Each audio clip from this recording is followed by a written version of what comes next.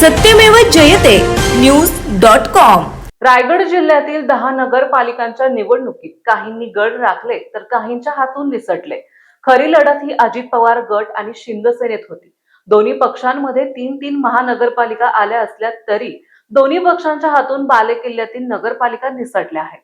खासदार सुनील तटकरे, आमदार महेंद्र दळवी, आमदार महेंद्र थोरवे, आमदार महेश पालदी यांनी बालेकिल्ले गमावले, तर मंत्री भरत गोगावले, आमदार रवींद्र पाटील यांनी आपला गड राखला आहे। मतदाना दिवशी रोहा महाडमध्ये राडा झाल्याने पोलिसांनी जादा बंदोबस्त तैनात केला होता। मात्र मतमोजणी शांततेत पार पडली। रायगड जिल्ह्यात महाड, माथेरान आणि खोपोली नगरपालिकेवर शिंदसेना, रोहा, मुरुड आणि कर्जत नगर परिषद राष्ट्रवादी काँग्रेस अजित पवार गटाची सत्ता आली आहे। अलिबाग नगरपालिकेवर शेकाप काँग्रेस आघाडी, पेन भाजप, उरण महाविकास आघाडी, तर श्रीवर्धनमध्ये उद्धव सेनेने नगरपालिकेवर सत्ता काबीज केली आहे। खासदार सुनील तटकरे, मंत्री अदिती तटकरे आणि माजी आमदार अनिकेत तटकरे यांना आपल्या बालेकिल्ल्यात उद्धव सेनेने धक्का पोहोचवला। उद्धव सेनेचे अतुल चौगुले यांनी अजित पवार गटाचे जितेंद्र सातनाक यांचा 219 मतांनी पराभव केला आहे। अलिबागचे आमदार महेंद्र दळवी यांनी मुरुड आणि रोहा नगरपालिकेवर विशेष लक्ष दिले आहे। तेथे अजित पवार गटाने झेंडा फडकवला आहे।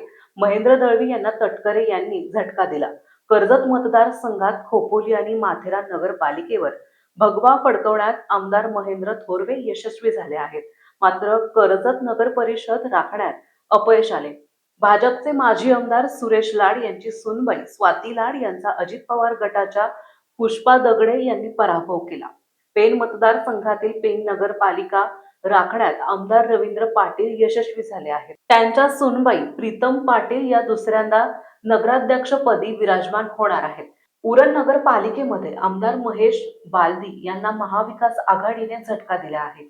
शरद पवार गटाच्या भावना घाणेवर यांनी भाजपच्या शोभा कोळी यांचा पराभव केला।